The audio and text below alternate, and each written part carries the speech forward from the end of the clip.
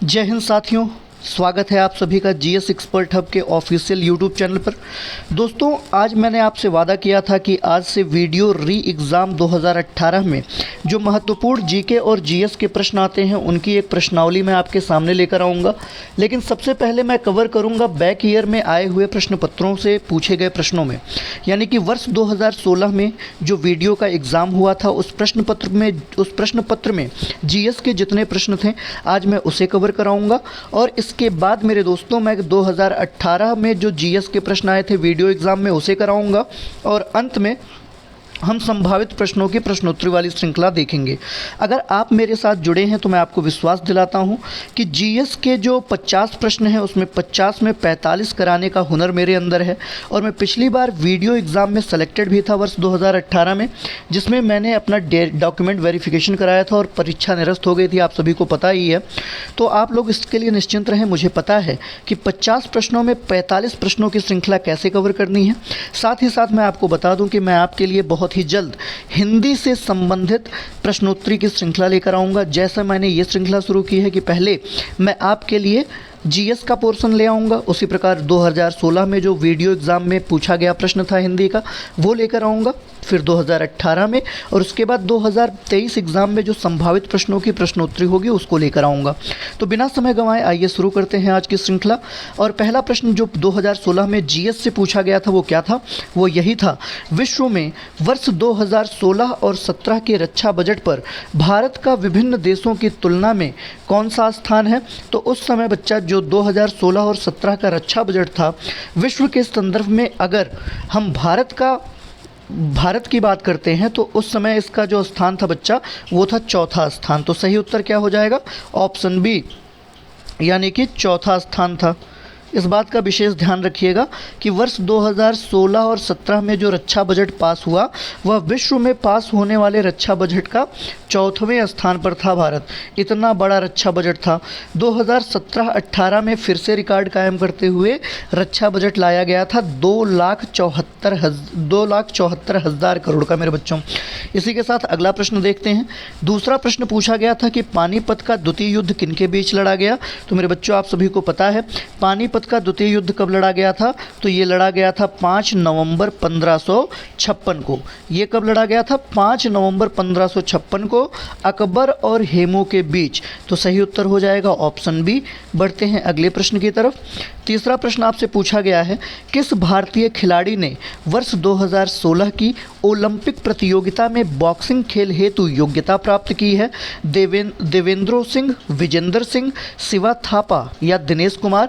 तो उस समय का सही उत्तर था बच्चा शिवा थापा। वर्ष 2016 में ओलंपिक प्रतियोगिता में बॉक्सिंग के लिए जिसे योग्यता प्राप्त हुई वह थे शिवा थापा। तो सही उत्तर हो जाएगा बच्चा कौन सा? ऑप्शन सी इस प्रश्न का सही उत्तर हो जाएगा। इसके बाद अगला प्रश्न देखते हैं। अगला प्रश्न पूछा गया था चक्रवर्ती राजगोपालाचारी के, अगला प्रश्न पूछा गया था बच्चा कौन सा?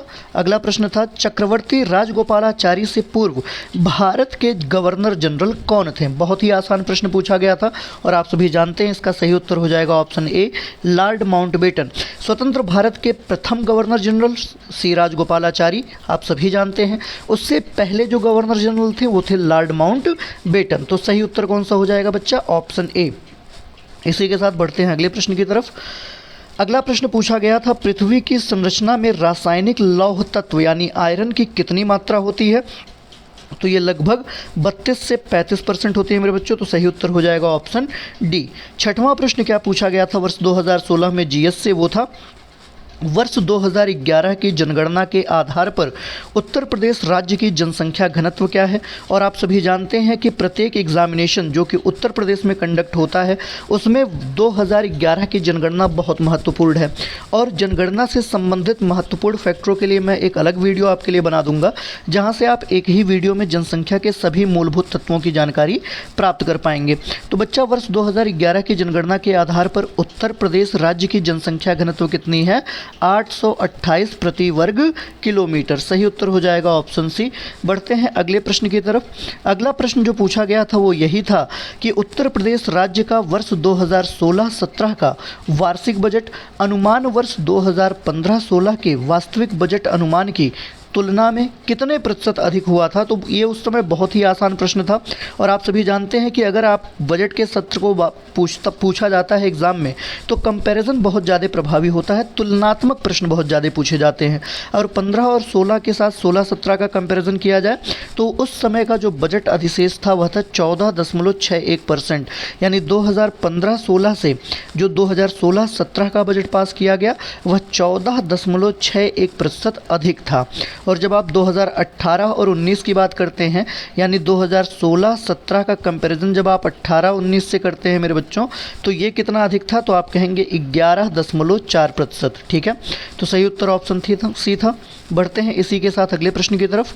अगला प्रश्न कह रहा है कि पृथ्वी का अर्धव्यास कितना है, और काफ़ी बच्चों ने इस प्रश्न में गलतियां कर दी थी, लेकिन इस प्रश्न का सही उत्तर क्या है बच्चा, तो इस प्रश्न का सही उत्तर है 6371 किलोमीटर। पृथ्वी का अर्धव्यास कितना है, तो 6371 किलोमीटर, ये इसकी अर्धव्यास यानी कि जिसे आप त्रिज्या कहते हैं, यही औसत त्रिज्या होती है पृथ्वी की। तो सही उत्तर कौन सा है, ऑप्शन बी। बढ़ते हैं अगले प्रश्न की तरफ।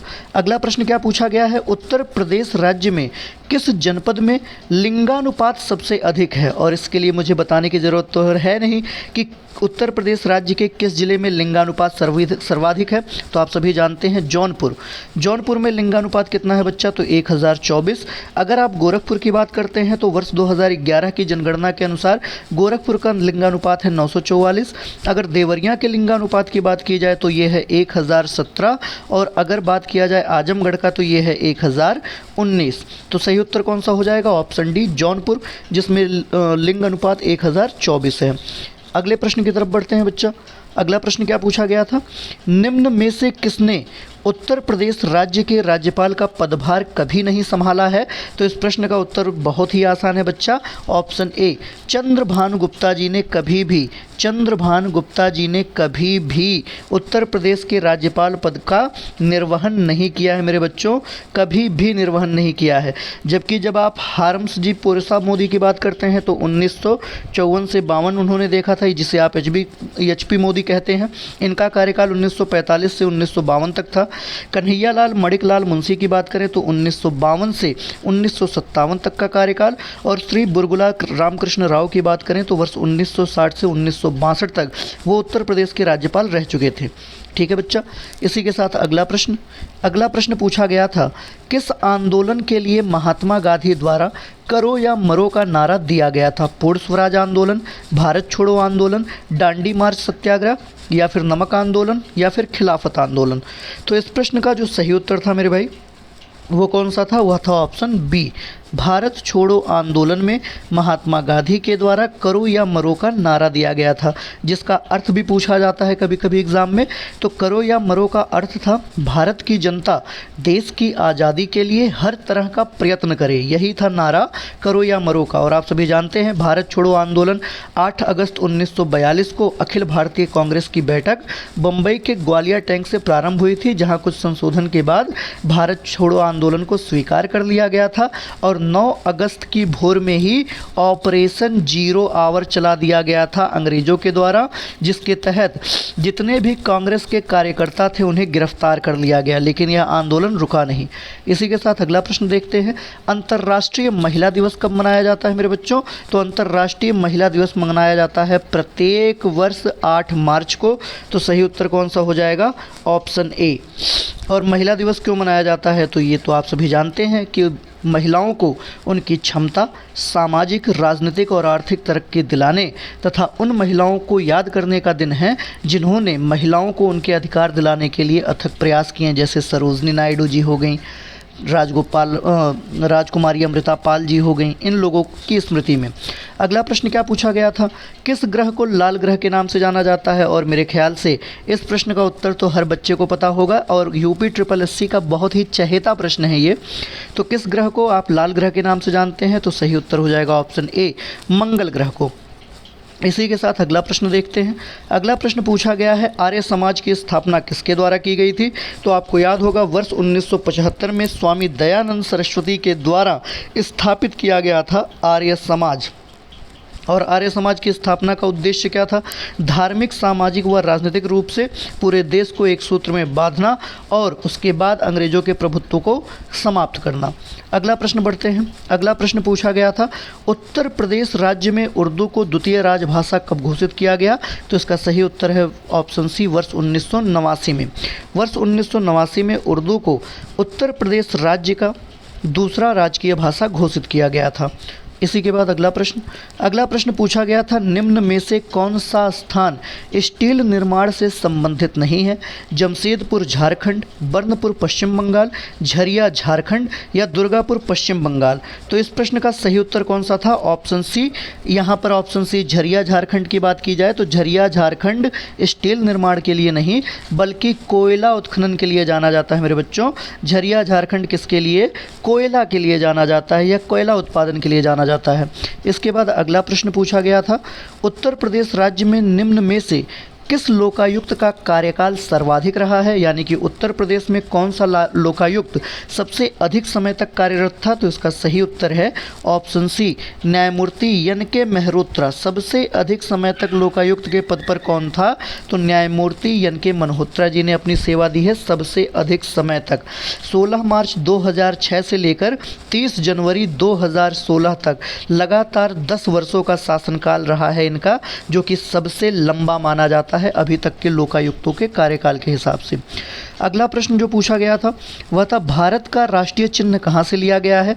भारत का राष्ट्रीय चिन्ह क्या गया स्थित बौद्ध विहार से, कोलकाता स्थित संग्रहालय से, पटना स्थित संग्रहालय से या सारनाथ स्थित अशोक स्तंभ से? तो ये तो हर बच्चे को याद होगा, ऑप्शन डी, सारनाथ स्थित अशोक स्तंभ से। सही उत्तर कौन सा होगा? Option D. बढ़ते हैं अगले प्रश्न की तरफ। अगला प्रश्न जो पूछा गया था वो यही था कि कन्या विद्याधन योजना के अंतर्गत उत्तर प्रदेश सरकार द्वारा किस कक्षा में उत्तीर्ण होने पर प्रोत्साहन हेतु धनराशि प्रदान की जाती थी? कन्या विद्याधन योजना की बात की गई थी मेरे बच्चों। तो आपको पता है इसका सही उत्तर क्या है? ऑप्शन डी, 12वीं कक्षा के छात्र जब उत्तीर्ण करती है तब वह एलिजिबल होती है कन्या विद्या धन के लिए। और इस योजना के अंतर्गत उत्तर प्रदेश सरकार द्वारा इंटरमीडिएट पास होने वाली सभी छात्राओं को प्रोत्साहन राशि दी जाती है। इसकी शुरुआत कब हुई थी? तो इसकी शुरुआत मुख्यमंत्री श्री अखिलेश यादव जी के द्वारा वर्ष 2012-13 में किया गया था। ये भी एग्जाम में पूछा जा सकता है कि कन्या विद्याधन योजना किसके द्वारा चालू किया गया? तो मुख्यमंत्री श्री अखिलेश यादव के द्वारा वर्ष 2012-13 में। और इसके तहत जो बालिकाएं पात्र होती थी उन्हें कितने रुपए प्रदान किया जाता था? तो बच्चा 30,000 रुपये प्रदान किया जाता था। याद रखिएगा कि 30,000 रुपये की धनराशि छात्राओं को प्रदान की जाती थी। लेकिन वर्ष 2013-14 में यह धनराशि घटाकर 20,000 रुपये कर दी गई थी। और वर्तमान समय में जो उत्तर प्रदेश सरकार है यानी कि योगी बाबा की सरकार है, वह इस धनराशि को समाप्त करके अब बच्चों को लैपटॉप वितरित करने का प्रावधान कर चुकी है। चलते हैं अगले प्रश्न की तरफ। अगला प्रश्न क्या था बच्चा? निम्न में से किस पर्वतीय स्थान की ऊंचाई समुद्र तल से सबसे अधिक है? दार्जिलिंग की, ऊटी की, शिमला की या फिर डलहौजी की? तो दार्जिलिंग की बात की जाए, दार्जिलिंग की जो समुद्र तल से ऊंचाई है वो 2050 मीटर है मेरे बच्चों। इसके साथ ही साथ ऊटी की बात की जाए तो ये 2240 मीटर के लगभग में है। शिमला की बात की जाए तो शिमला है 2202 मीटर। और अगर आप डलहौजी हाउस की बात करते हैं तो ये है 1970 मीटर। अब आपके पास पर्याप्त आंकड़ा है, आप बता सकते हैं कि सबसे ऊंचा स्थल कौन सा है? तो सबसे ऊंचा स्थल है मेरे बच्चों Ooty. Option B is correct. इसी के साथ भाइयों अगला प्रश्न क्या है? अगला प्रश्न है, निम्न में से किस एक संस्तुति के आधार पर मूल कर्तव्यों से संबंधित प्रावधानों को भारत के संविधान में जोड़ा गया था?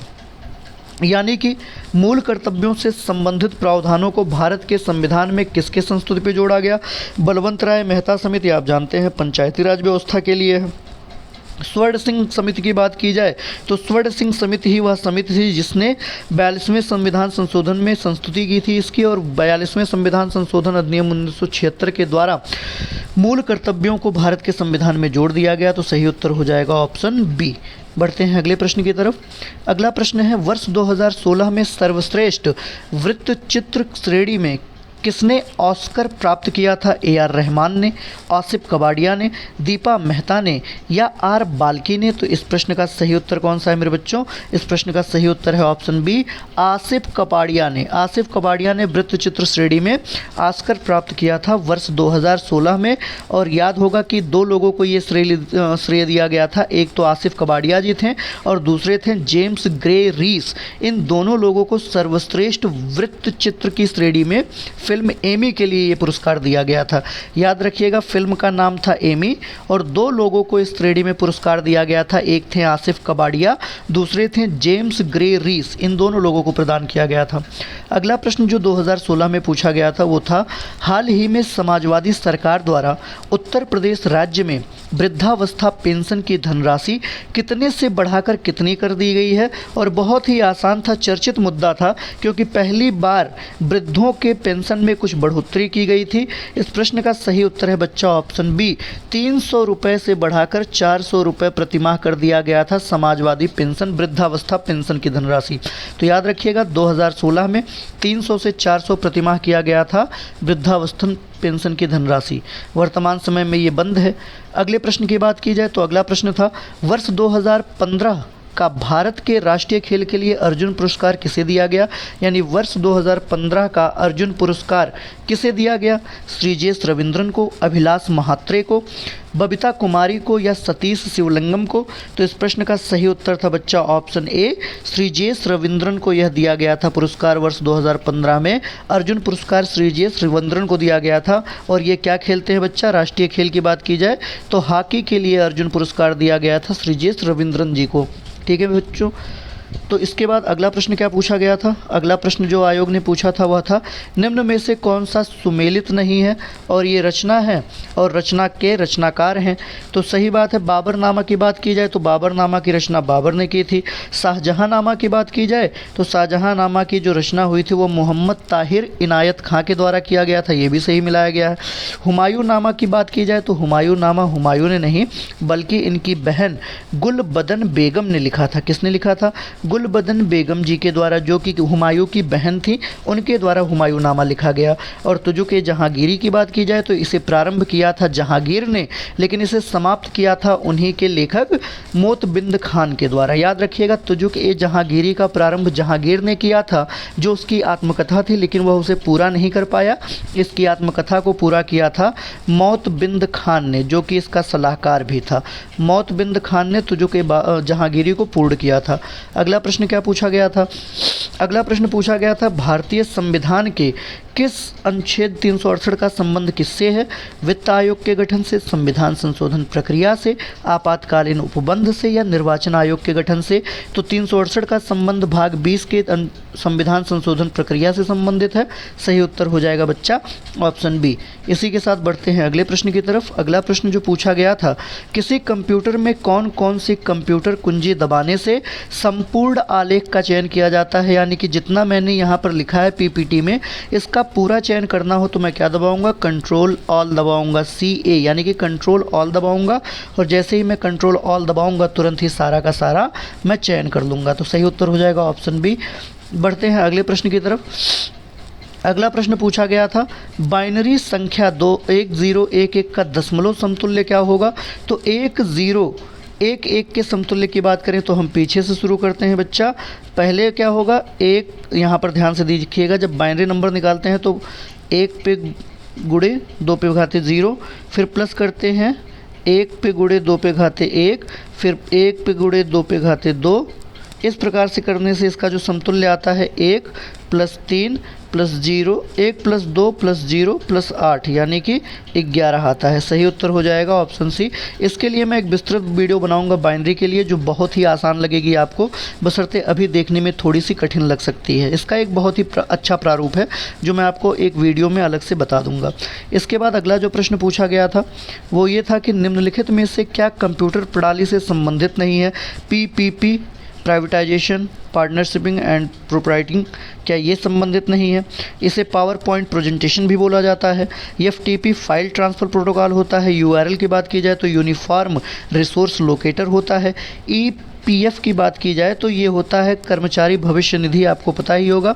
इन्फोर्समेंट ऑफिसर वाला पद जो होता है, तो सही उत्तर कौन सा हो जाएगा? कौन सा कंप्यूटर प्रणाली से नहीं संबंधित है? ईपीएफ, ये कंप्यूटर प्रणाली से संबंधित नहीं है, ये कर्मचारी भविष्य निधि से संबंधित है। जबकि पीपीबी की बात की जाए तो ये पावर पॉइंट प्रेजेंटेशन होता है। आप एफटीपी की बात करें तो ये क्या होता है?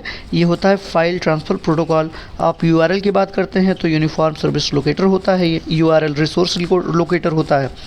ठीक है, इसी के साथ जो अगला प्रश्न पूछा गया था, अंतिमवा प्रश्न पूछा गया था जीएस की श्रेणी में 2016 में, वो यही था, किसी कंप्यूटर की परमानेंट मेमोरी किस रूप में जानी जाती है या क्या कहलाती है? तो इस प्रश्न का सही उत्तर हो जाएगा option C, read only memory को, यानी कि ऐसा मेमोरी जिसे सिर्फ पढ़ा जा सकता है। यह एक भंडारण का माध्यम है जिसका प्रयोग कंप्यूटर तथा विभिन्न इलेक्ट्रॉनिक उपकरणों में किया जाता है। और रोम को कंप्यूटर की परमानेंट मेमोरी और रैम को कंप्यूटर की अस्थायी मेमोरी कहा जाता है। यहाँ पर देखिए, यहाँ पर कंप्यूटर महोदय ने गलती कर दिया है, यहाँ पर रैम है। सही उत्तर हो जाएगा ऑप्शन सी। तो बच्चा, आज की ये कंप्लीट श्रृंखला है और आज की ये श्रृंखला में आपने संपूर्ण टॉपिक कवर किया है जो वर्ष 2016 में जीएस के सेक्शन से आया था। वर्ष 2016 में जीएस से मात्र 30 प्रश्नों की प्रश्नोत्तरी पूछी गई थी और वो 30 के 30 प्रश्नोत्तरी मैंने आपके सामने एक्सप्लेन कर दी है। तो ऐसे ही अपडेट्स पाने के लिए दोस्तों हमारे साथ जुड़े रहें। वीडियो को अंत तक देखने के लिए आप सभी का बहुत बहुत धन्यवाद। जय हिंद, जय भारत। खुश रहिए, मस्त रहिए, स्वस्थ रहिए।